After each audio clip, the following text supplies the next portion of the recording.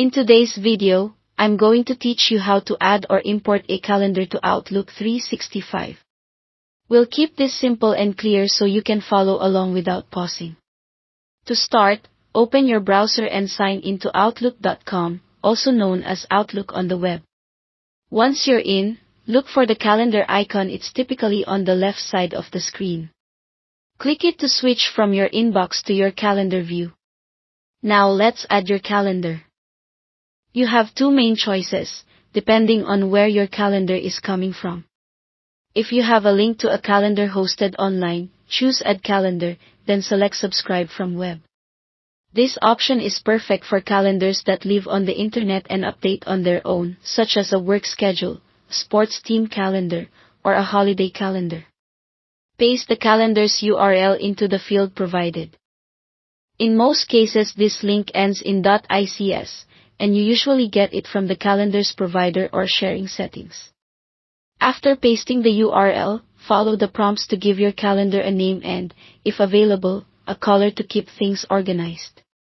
Then save. The advantage here is that this calendar will continue to update automatically whenever the source changes.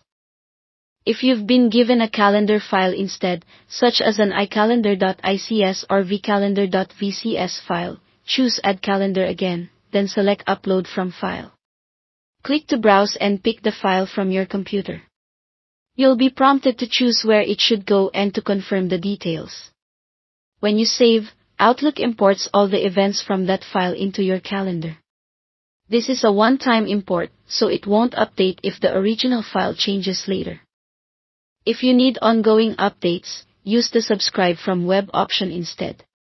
After you save, the calendar you added will appear in your calendar list, usually under a section like Other Calendars. Make sure it's checked so the events show on your main calendar view. If you've assigned a distinct name or color during the prompts, that will help you spot it quickly at a glance. If something doesn't appear right away, give it a moment to sync, then refresh the page. Double-check that you use the correct URL for web subscriptions, and confirm that your file is in .ics or .vcs format for uploads. That's it. Thanks for watching.